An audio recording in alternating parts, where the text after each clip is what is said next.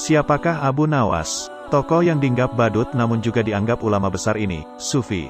Tokoh super lucu yang tiada bandingnya ini aslinya orang Persia yang dilahirkan pada tahun 750 M di Ahwas, meninggal pada tahun 819 M di Baghdad. Setelah dewasa ia mengembara ke Basra dan Kufa. Di sana ia belajar bahasa Arab dan bergaul rapat sekali dengan orang-orang Baduy padang pasir. Karena pergaulannya itu ia mahir bahasa Arab dan adat istiadat dan kegemaran orang Arab. La juga pandai bersyair, berpantun dan menyanyi. La sempat pulang ke negerinya, namun pergi lagi ke Baghdad bersama ayahnya. Keduanya menghambakan diri kepada Sultan Harun al-Rashid Raja Baghdad. Mari kita mulai kisah penggeli hati ini. Bapaknya Abu Nawas adalah penghulu kerajaan Baghdad bernama Maulana. Pada suatu hari bapaknya Abu Nawas yang sudah tua itu sakit parah dan akhirnya meninggal dunia. Abu Nawas dipanggil ke istana. La diperintah Sultan, Raja, untuk mengubur jenazah bapaknya itu sebagaimana adat Syekh Maulana. Apa yang dilakukan Abu Nawas hampir tiada bedanya dengan Kadi Maulana, baik mengenai tata cara memandikan jenazah hingga mengkafani, menyalati dan mendoakannya. Maka Sultan bermaksud mengangkat Abu Nawas menjadi Kadi atau penghulu menggantikan kedudukan bapaknya. Namun, demi mendengar rencana sang Sultan, tiba-tiba saja Abu Nawas yang cerdas itu tiba-tiba nampak berubah menjadi gila. Usai upacara pemakaman bapaknya, Abu Nawas mengambil sepotong batang pisang dan diperlakukannya seperti kuda. Ia menunggang kuda dari batang pisang itu sambil berlari-lari dari kuburan bapaknya menuju rumahnya.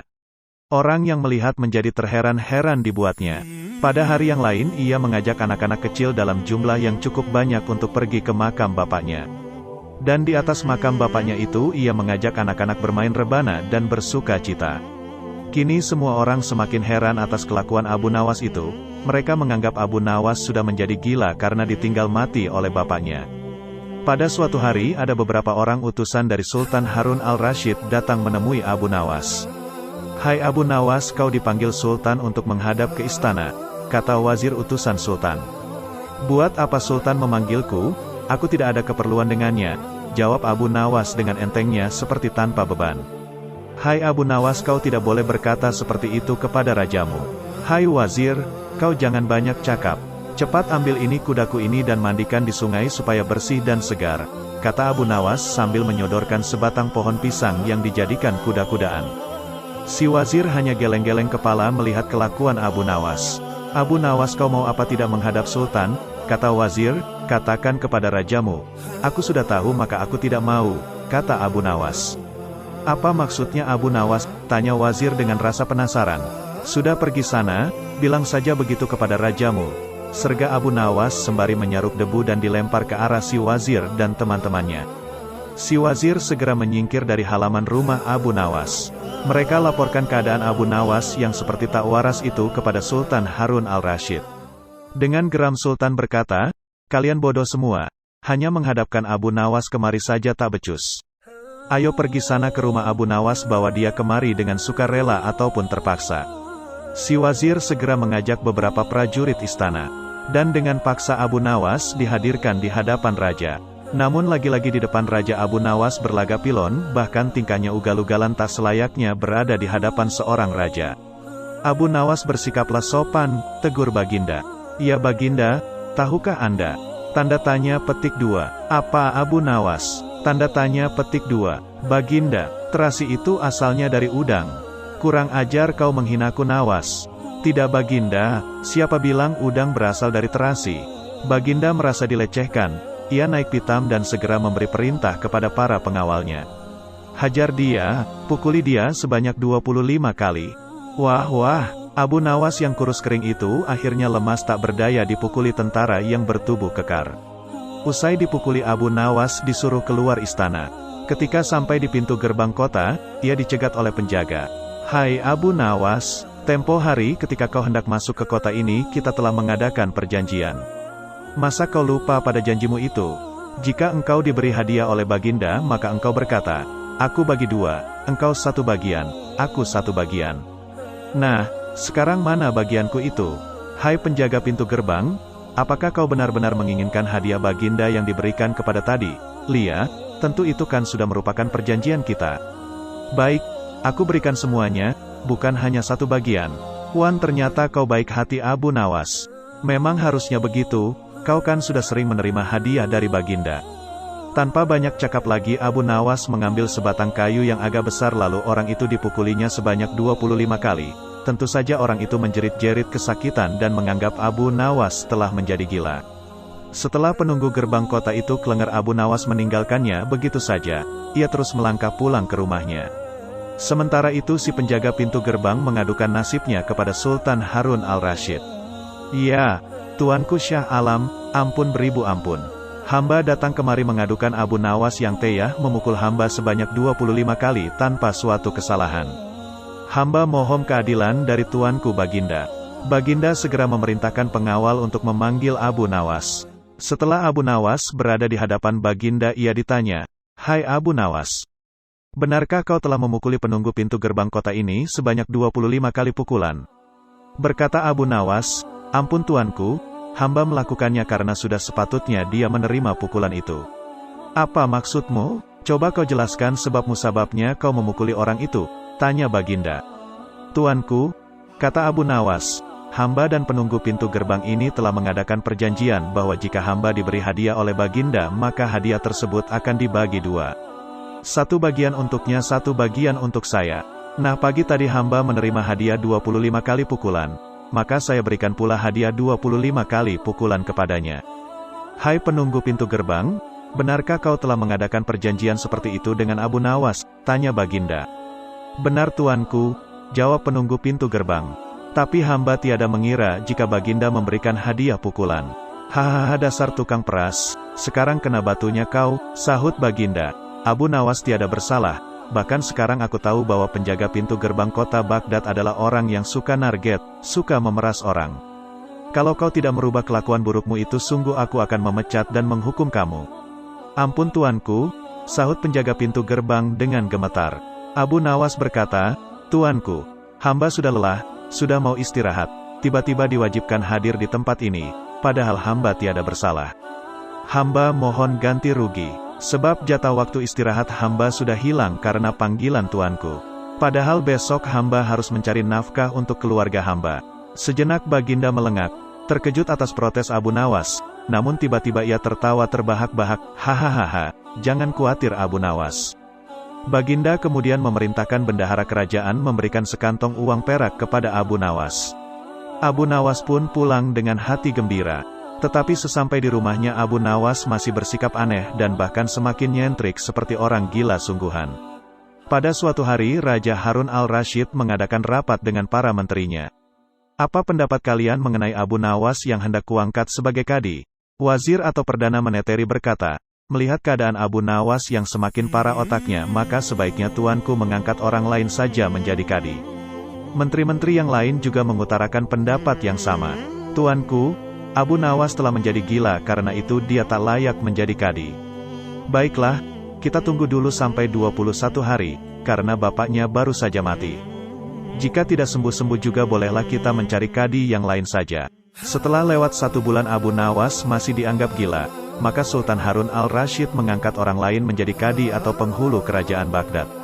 Konon dalam suatu pertemuan besar ada seseorang bernama Polan yang sejak lama berambisi menjadi kadi, lah mempengaruhi orang-orang di sekitar Baginda untuk menyetujui jika ia diangkat menjadi kadi, maka tatkala ia mengajukan dirinya menjadi kadi kepada Baginda, maka dengan mudah Baginda menyetujuinya.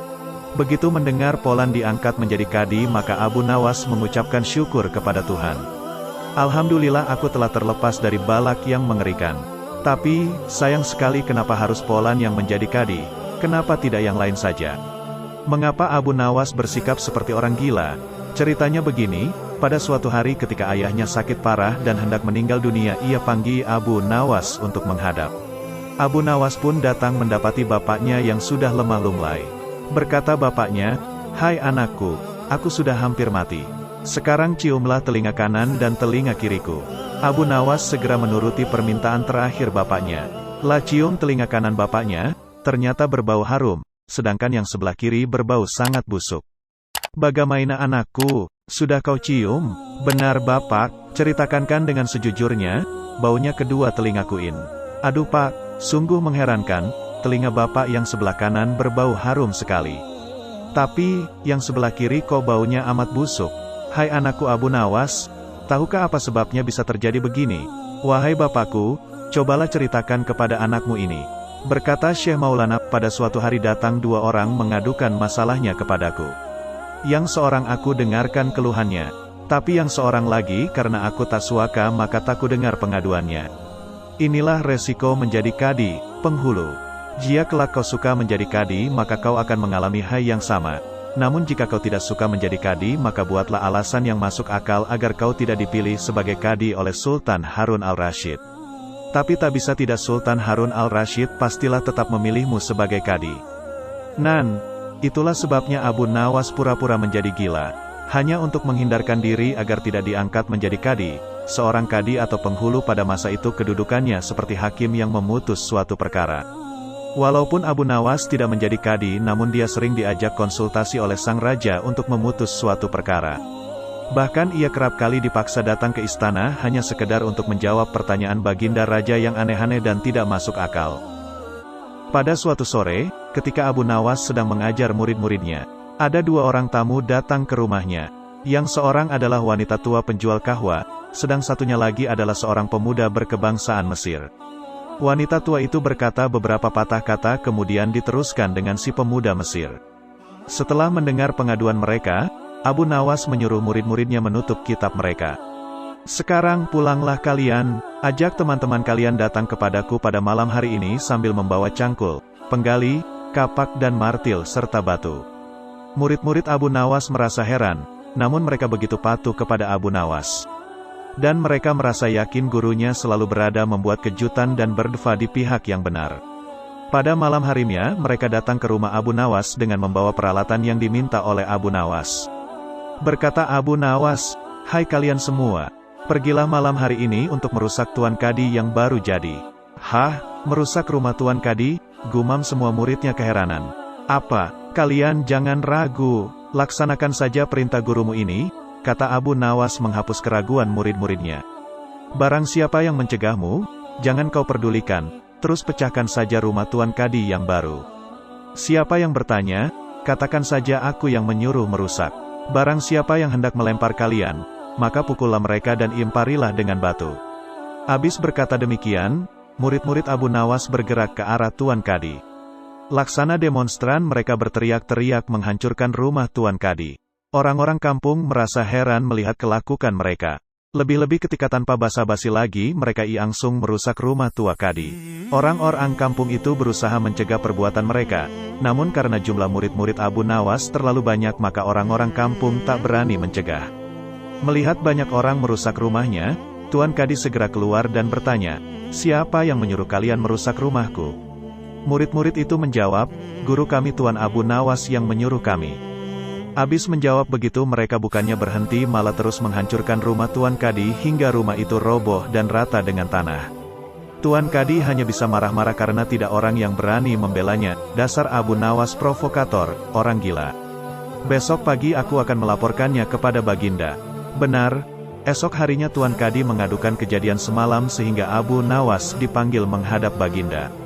Setelah Abu Nawas menghadap Baginda, ia ditanya, "Hai Abu Nawas, apa sebabnya kau merusak rumah Kadi itu?" Abu Nawas menjawab, "Wahai tuanku, sebabnya ialah pada suatu malam hamba bermimpi, bahwasanya Tuan Kadi menyuruh hamba merusak rumahnya.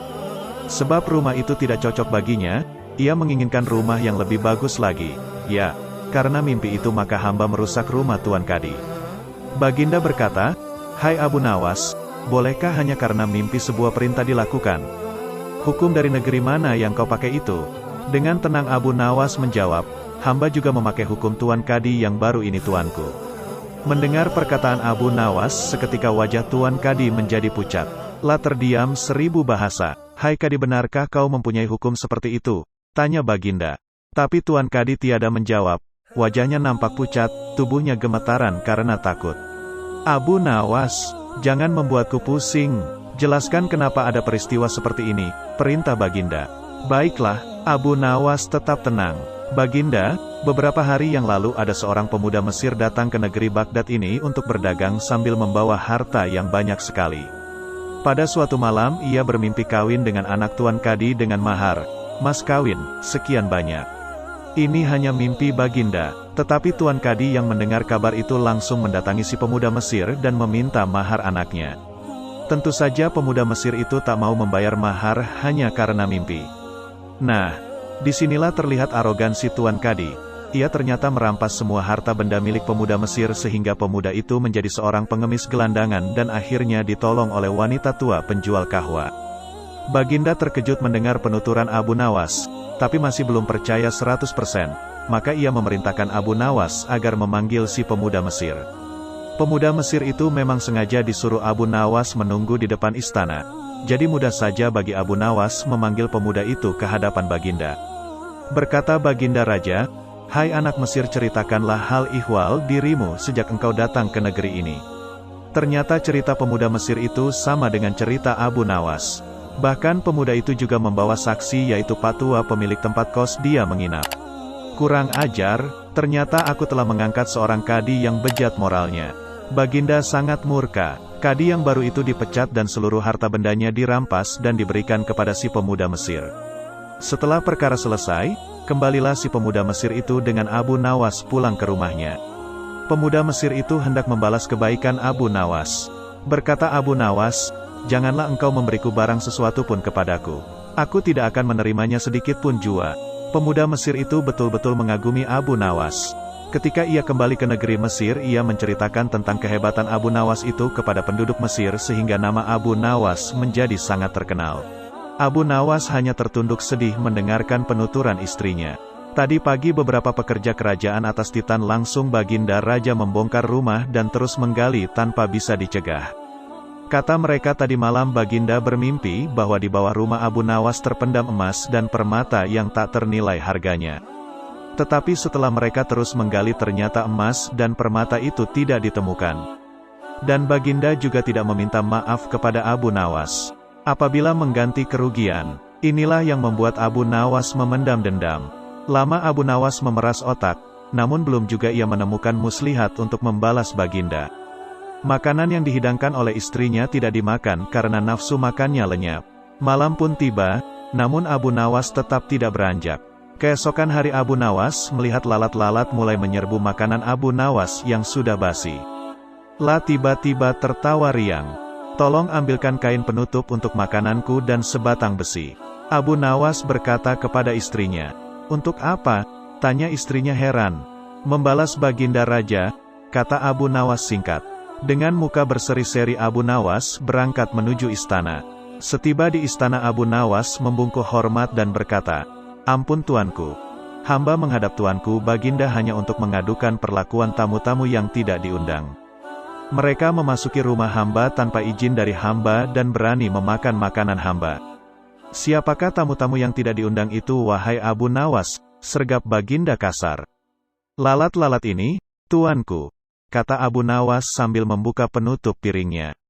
"Kepada siapa lagi kalau bukan kepada Baginda junjungan hamba? Hamba mengadukan perlakuan yang tidak adil ini. Lalu keadilan yang bagaimana yang engkau inginkan dariku? Hamba hanya menginginkan izin tertulis dari Baginda sendiri agar hamba bisa dengan leluasa menghukum lalat-lalat itu."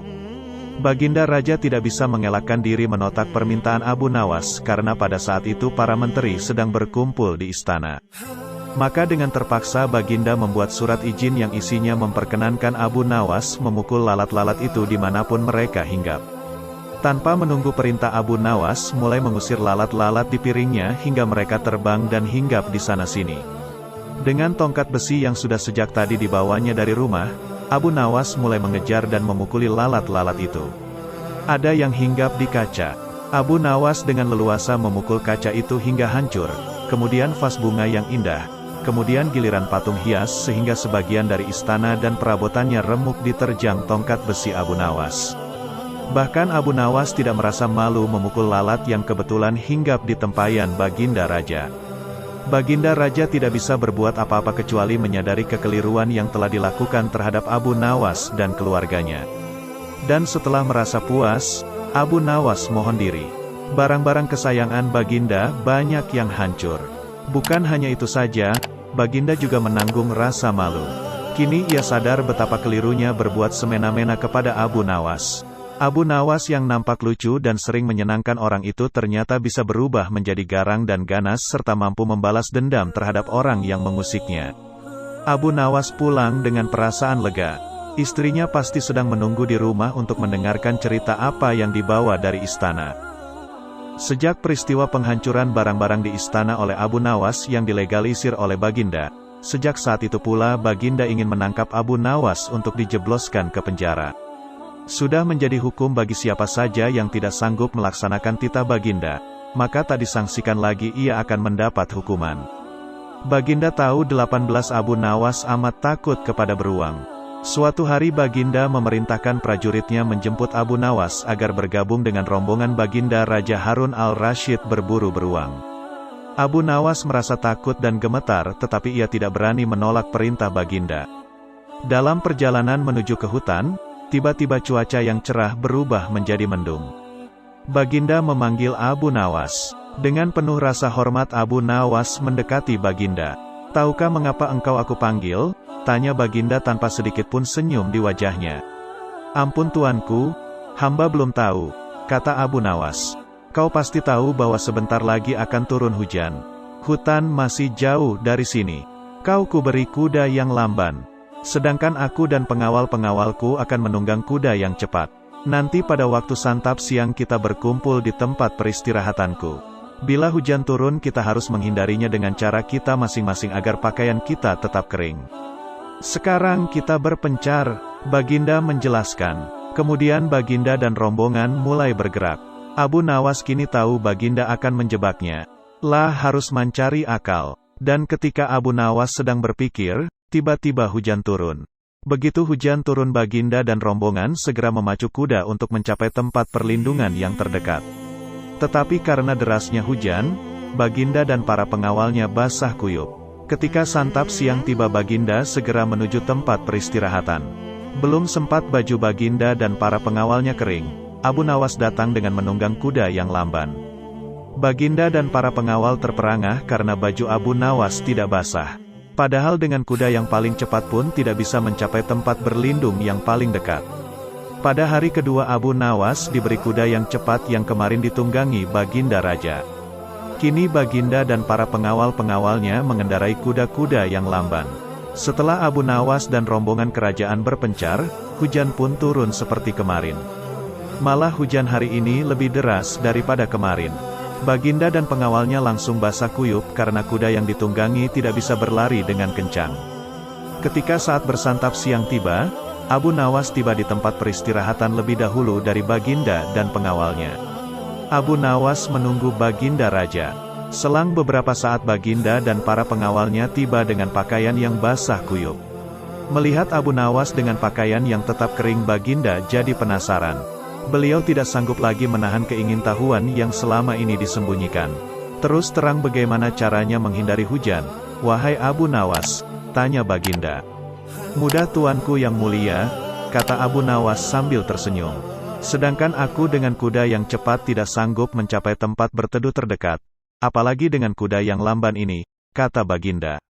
"Hamba sebenarnya tidak melarikan diri dari hujan. Tetapi begitu hujan turun hamba secepat mungkin melepas pakaian hamba dan segera melipatnya, lalu mendudukinya. Ini hamba lakukan sampai hujan berhenti." Diam-diam Baginda Raja mengakui kecerdikan Abu Nawas. Melihat ayam betinanya bertelur, Baginda tersenyum. Beliau memanggil pengawal agar mengumumkan kepada rakyat bahwa kerajaan mengadakan sayembara untuk umum. Sayembara itu berupa pertanyaan yang mudah tetapi memerlukan jawaban yang tepat dan masuk akal. Barang siapa yang bisa menjawab pertanyaan itu akan mendapat imbalan yang amat menggiurkan. 1 pundi penuh uang emas. Tetapi bila tidak bisa menjawab maka hukuman yang menjadi akibatnya. Banyak rakyat yang ingin mengikuti sayembara itu terutama orang-orang miskin. Beberapa dari mereka sampai meneteskan air liur. Mengingat beratnya hukuman yang akan dijatuhkan maka tak mengherankan bila pesertanya hanya 4 orang. Dan salah satu dari para peserta yang amat sedikit itu adalah Abu Nawas. Aturan main sayembara itu ada 2. Pertama, jawaban harus masuk akal. Kedua, peserta harus mampu menjawab sanggahan dari Baginda sendiri. Pada hari yang telah ditetapkan para peserta sudah siap di depan panggung. Baginda duduk di atas panggung. Beliau memanggil peserta pertama. Peserta pertama maju dengan tubuh gemetar. Baginda bertanya, manakah yang lebih dahulu, telur atau ayam? Telur, jawab peserta pertama. Apa alasannya? Tanya Baginda. Bila ayam lebih dahulu itu tidak mungkin karena ayam berasal dari telur, kata peserta pertama menjelaskan. Kalau begitu siapa yang mengerami telur itu? Sangga Baginda. Peserta pertama pucat pasi. Wajahnya mendadak berubah putih seperti kertas. La tidak bisa menjawab. Tanpa ampun ia dimasukkan ke dalam penjara. Kemudian peserta kedua maju. La berkata, Paduka yang mulia, sebenarnya telur dan ayam tercipta dalam waktu yang bersamaan. Bagaimana bisa bersamaan? Tanya Baginda. Bila ayam lebih dahulu itu tidak mungkin karena ayam berasal dari telur. Bila telur lebih dahulu itu juga tidak mungkin karena telur tidak bisa menetas tanpa dirami, kata peserta kedua dengan mantap. Bukankah ayam betina bisa bertelur tanpa ayam jantan? Sanggah Baginda memojokkan. Peserta kedua bingung. La pun dijebloskan ke dalam penjara.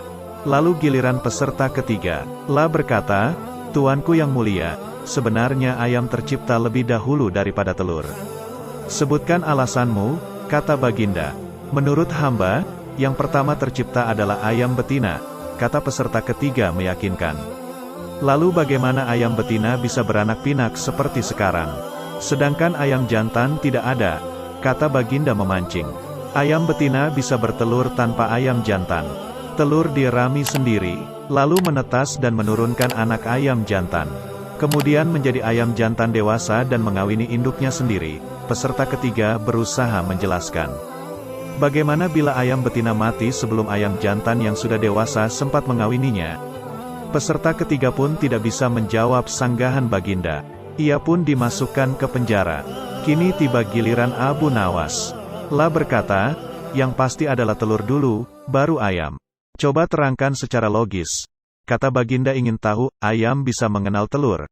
Sebaliknya telur tidak mengenal ayam, kata Abu Nawas singkat. Agak lama Baginda Raja merenung. Kali ini Baginda tidak nyangga alasan Abu Nawas. Abu Nawas sedang berjalan-jalan santai. Ada kerumunan massa. Abu Nawas bertanya kepada seorang kawan yang kebetulan berjumpa di tengah jalan. Ada kerumunan apa di sana? Tanya Abu Nawas. Pertunjukan keliling yang melibatkan monyet ajaib. Apa maksudmu dengan monyet ajaib? Kata Abu Nawas ingin tahu. Monyet yang bisa mengerti bahasa manusia. Dan yang lebih menakjubkan adalah monyet itu hanya mau tunduk kepada pemiliknya saja, kata kawan Abu Nawas menambahkan. Abu Nawas makin tertarik. La tidak tahan untuk menyaksikan kecerdikan dan keajaiban binatang raksasa itu. Kini Abu Nawas sudah berada di tengah kerumunan para penonton. Karena begitu banyak penonton yang menyaksikan pertunjukan itu, sang pemilik monyet dengan bangga menawarkan hadiah yang cukup besar bagi siapa saja yang sanggup membuat monyet itu mengangguk-angguk. Tidak heran bila banyak di antara para penonton mencoba maju satu persatu. Mereka berupaya dengan beragam cara untuk membuat monyet itu mengangguk-angguk, tetapi sia-sia. Monyet itu tetap menggeleng-gelengkan kepala.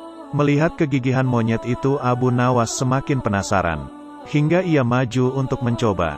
Setelah berhadapan dengan binatang itu, Abu Nawas bertanya, "Tahukah engkau siapa aku?" Monyet itu menggeleng. "Apakah engkau tidak takut kepadaku?" Tanya Abu Nawas lagi. Namun monyet itu tetap menggeleng. "Apakah engkau takut kepada tuanmu?" Tanya Abu Nawas memancing. Monyet itu mulai ragu. "Bila engkau tetap diam maka akan aku laporkan kepada tuanmu." Lanjut Abu Nawas mulai mengancam. Akhirnya monyet itu terpaksa mengangguk-angguk. Atas keberhasilan Abu Nawas membuat monyet itu mengangguk-angguk, maka ia mendapat hadiah berupa uang yang banyak. Bukan main marah pemilik monyet itu hingga ia memukuli binatang yang malang itu. Pemilik monyet itu malu bukan kepalang. Hari berikutnya ia ingin menebus kekalahannya. Kali ini ia melatih monyetnya mengangguk-angguk. Bahkan ia mengancam akan menghukum berat monyetnya bila sampai bisa dipancing penonton mengangguk-angguk terutama oleh Abu Nawas. Tak peduli apapun pertanyaan yang diajukan. Saat-saat yang dinantikan tiba. Kini para penonton yang ingin mencoba, harus sanggup membuat monyet itu menggeleng-gelengkan kepala. Maka seperti hari sebelumnya, banyak para penonton tidak sanggup memaksa monyet itu menggeleng-gelengkan kepala. Setelah tidak ada lagi yang ingin mencobanya, Abu Nawas maju. La mengulang pertanyaan yang sama. Tahukah engkau siapa Daku? Monyet itu mengangguk. Apakah engkau tidak takut kepadaku? Monyet itu tetap mengangguk. Apakah engkau tidak takut kepada tuanmu? Pancing Abu Nawas.